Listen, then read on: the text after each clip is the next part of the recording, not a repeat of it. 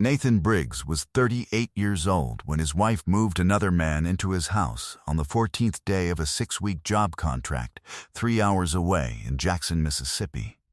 And she did it with the calm efficiency of a woman who had already decided she was living in a story she had already finished writing. She was right about one thing. Nathan was not there to see it happen. She was wrong about almost everything else. He drove a work truck with his company name stenciled on the door and wore canvas work pants to most things, including grocery runs and Saturday errands. And Keisha's friends had been calling him the electrician for so long, the phrase had lost any relationship to his actual life. She had never corrected them. He had never minded. He kept $1,400 in their joint checking account on purpose, a number he had maintained with careful intention for 4 years, a number that told a particular story to anyone who looked at it and stopped there. She had moved $28,000 out of a second account she knew nothing about. She had a plan. She had a man. She had the house to herself 5 days a week and believed that was everything she needed. What she had not thought to ask, not once in 7 years, was what the man who had wired every circuit in that house had done to it before he left for Jackson. He had installed a home security system the previous October, 6 cameras covering the front entry, the back door, the kitchen, the living room, the study, and the garage, all motion sensitive, all cloud archived to a rolling backup. He checked the same way he checked his job site reports. He had mentioned the system to Keisha when he installed it. She had said that sounded smart and gone back to what she was doing. There were 6 cameras. She had never asked how many. What those cameras had captured over the previous 14 days. In the kitchen, the study, the living room, and the garage of the house Nathan Briggs had built himself, would end Darius Malone's plans, open a civil case, and cost Keisha something she had never once considered she might lose. Before we jump into the story, comment where in the world you are watching from and subscribe, because tomorrow's story is one you need to hear. The morning light came through the kitchen window of the house on Kenilworth Drive in Memphis at a long slant that fell across the countertop Nathan had laid himself. Black granite remnants from a commercial job in 2019 that the client had been willing to part with for almost nothing, and that Nathan had cut and fitted by hand across 2 full days until the seams disappeared. The kitchen was where he always started his mornings, coffee in a mug his mother had given him, notepad open on the counter with the day's task list already written. He was a man who made lists the way other men made excuses, not out of anxiety, but out of respect for the work. He owned Briggs Electrical and Contracting, a residential and commercial operation he had built from a single van and a business license at 26 years old into a 12-person firm that held active contracts across 4 counties in the greater Memphis area. He had spent 15 years studying the invisible architecture of buildings, the circuits, the load paths, the connections that most people never thought about until something went dark. He had a gift for seeing what a structure needed before it asked for it, and he had applied that gift to every job he ever took, including the house on Kenilworth Drive, which he had bought as a near-total gut renovation in 2019 and rebuilt over 18 months. New wiring, new plumbing, new subfloor, new kitchen. Keisha had moved in when it was finished. She had told her friends an interior designer had done the kitchen. She was not technically incorrect, though the designer had been Nathan and his best installer working on a Saturday. His grandmother, Odessa Briggs, had raised him in a 2-bedroom house in South Memphis, with a vegetable garden in the back she tended every morning before the heat settled in.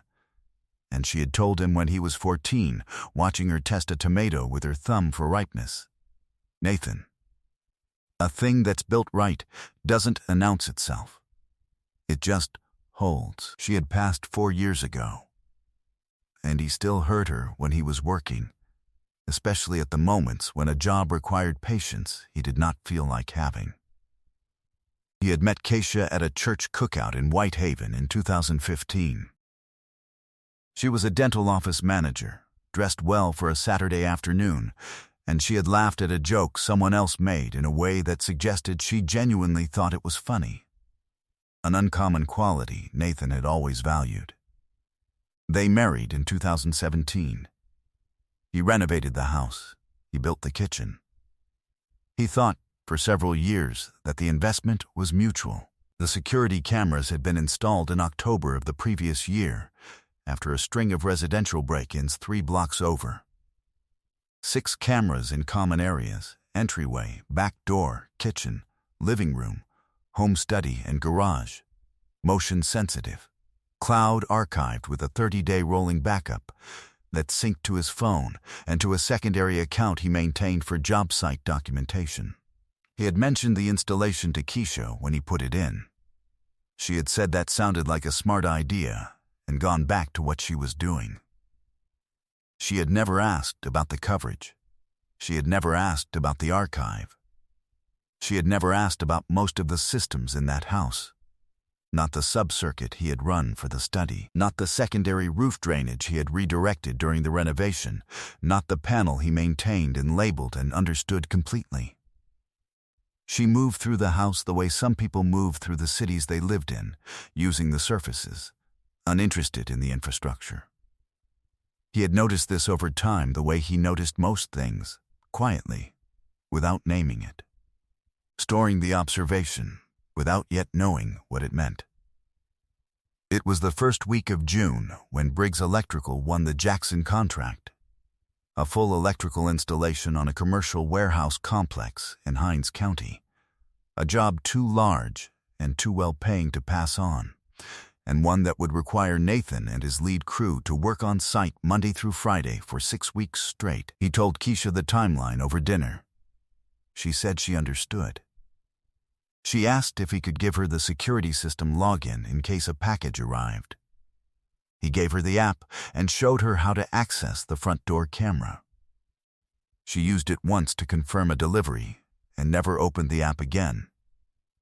She had never asked about the others. In the weeks before the Jackson contract was announced, Nathan had noticed 2 things he had stored without naming.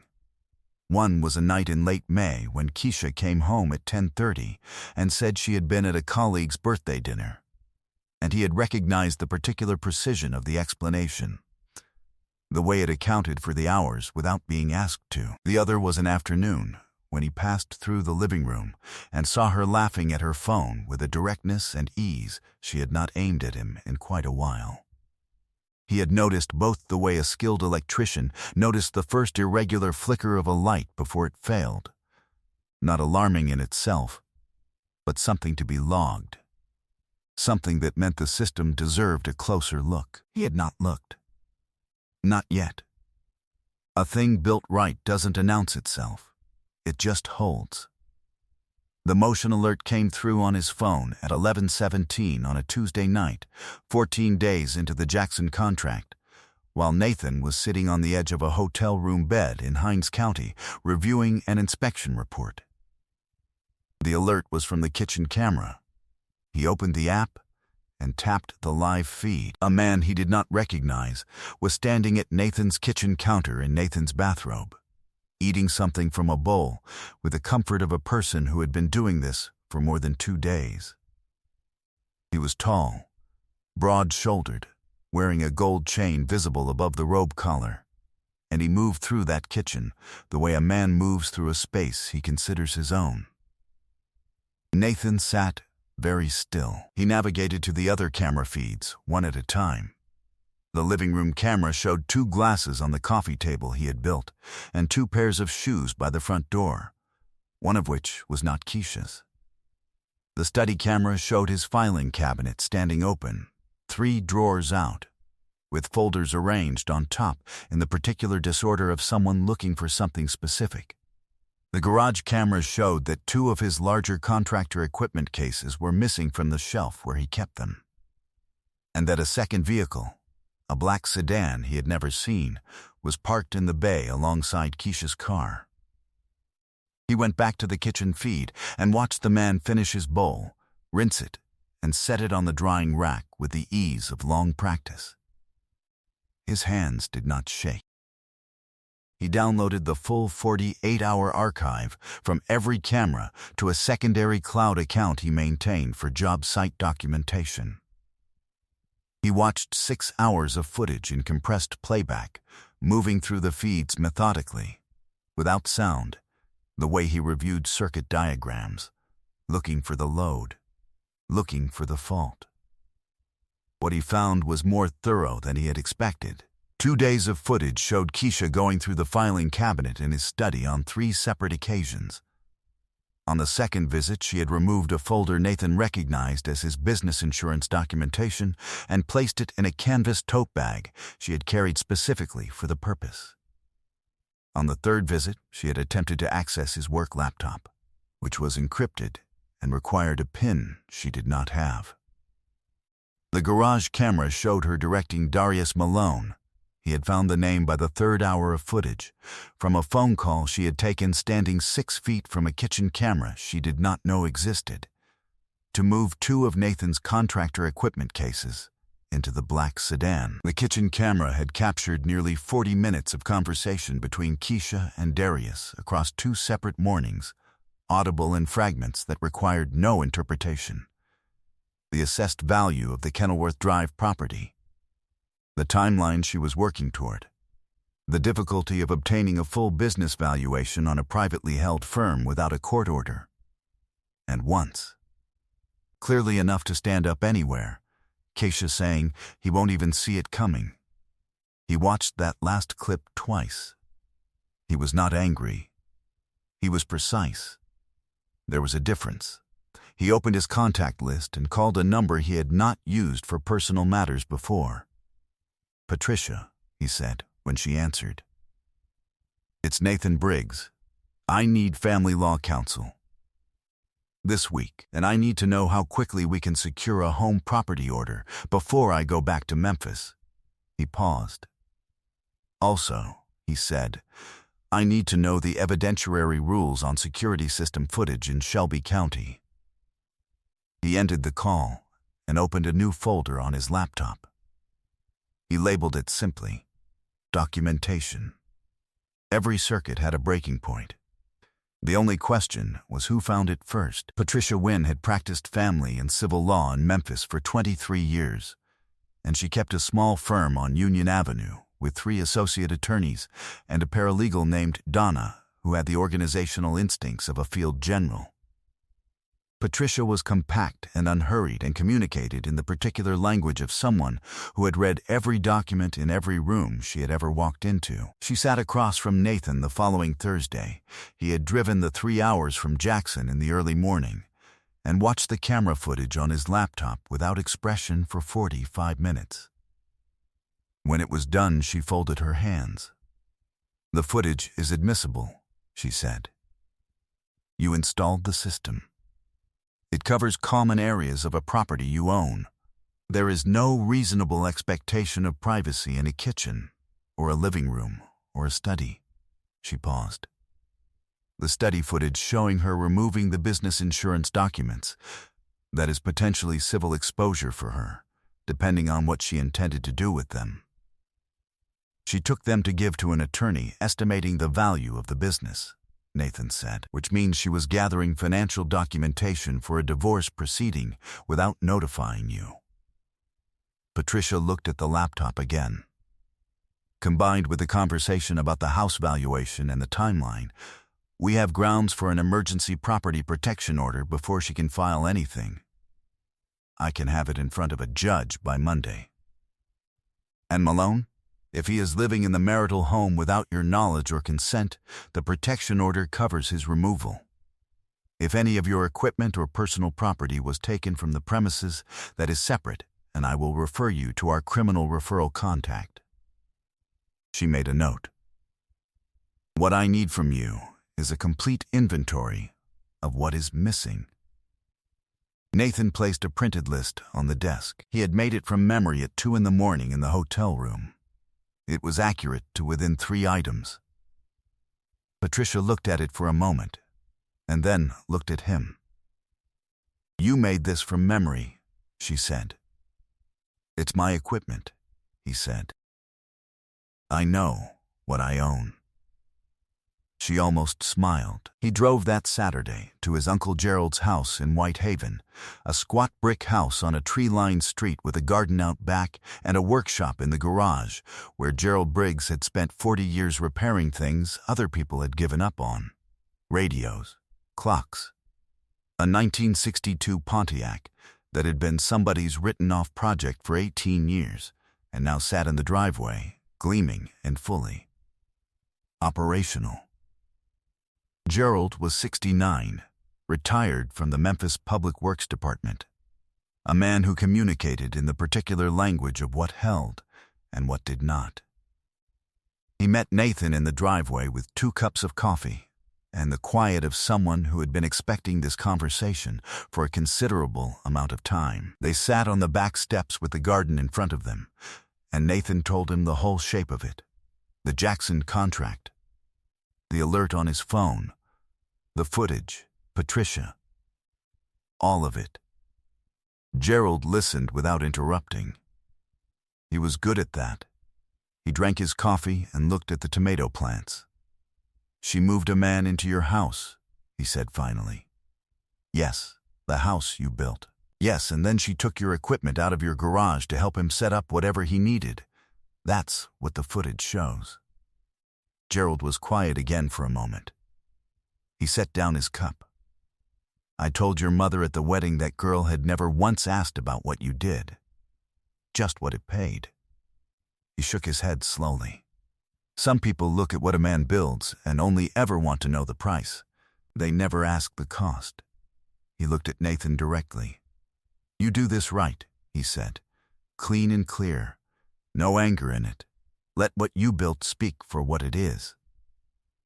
Nathan came home to Memphis the following Wednesday, 5 days ahead of the Jackson schedule, having arranged for his lead installer to supervise the remaining work. He came home quietly, to a hotel downtown, and he did not go to the house on Kenilworth Drive.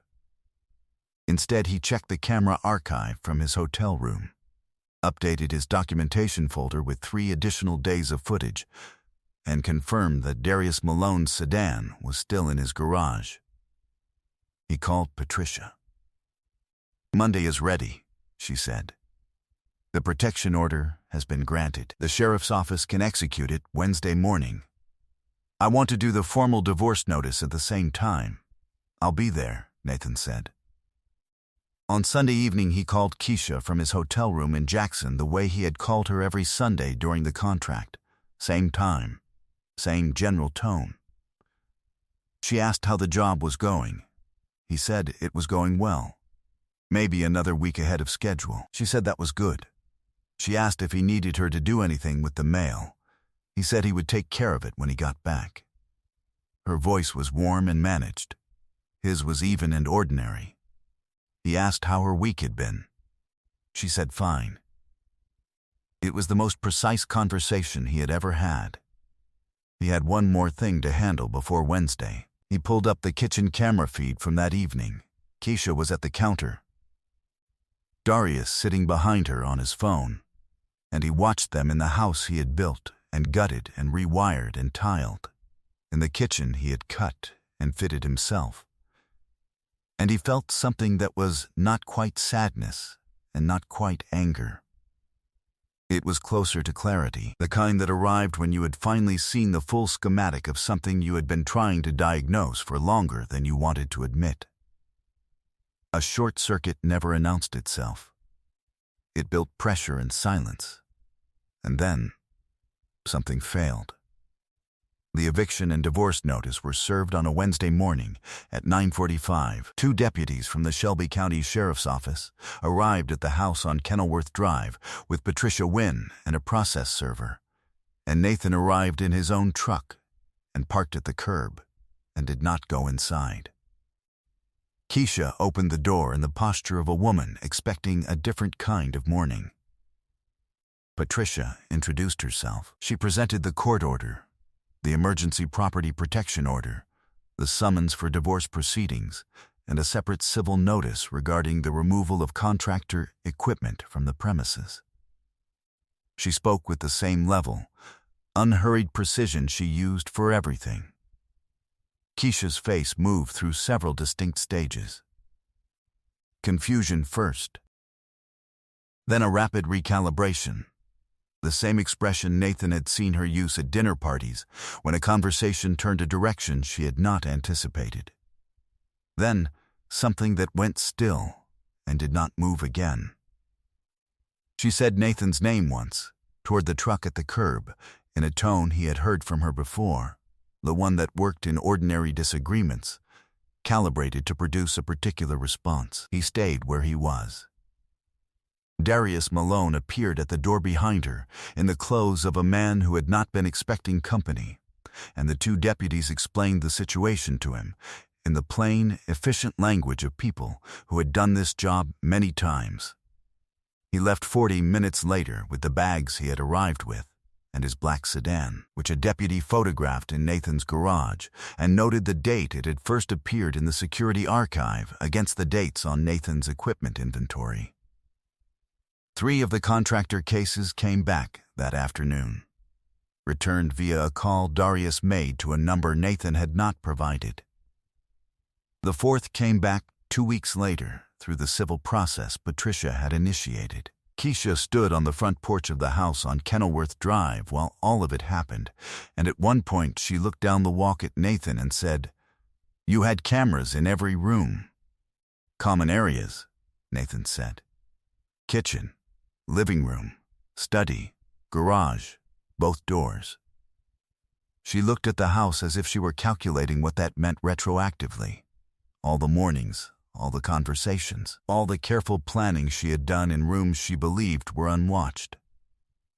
"I built the house," Nathan said, not unkindly. "I wired the house. I know every circuit in it." He looked at her steadily.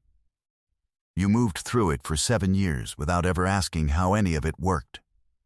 He was not angry when he said it. He was accurate. Those were different things. He got back in his truck. He drove. 9 months later, Nathan Briggs sat on the back deck of a smaller house in Midtown Memphis that he had taken on as a personal project. Full gut renovation on a 1940s bungalow. New wiring, new plumbing. Reclaimed heart pine floors he had sourced from a teardown in East Memphis, and refinished himself over 2 long weekends. The deck was new cedar, joists he had cut and set himself on a Saturday in late August, with his lead installer Marcus and a cooler of cold drinks and a playlist that lasted the whole day. He had built the thing the way he built everything, from the joists out, without shortcuts, so that when he pressed his boot into it, it held. Briggs Electrical had taken on 2 new commercial contracts that fall, and the firm had grown to 15 people, the largest it had ever been. In October, he had hired a young electrician fresh out of trade school, a 23-year-old from South Memphis named Dion, and had started mentoring him the same way Nathan's own journeyman foreman had mentored him 15 years ago, on the job. With patience, with the same standard for every wire and every connection regardless of whether anyone was watching.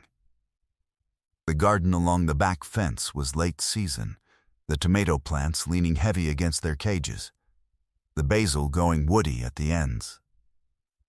He had planted them in May, not knowing if he would be here to harvest them. He had harvested them in September and made more sauce than one man needed, and given half to Gerald.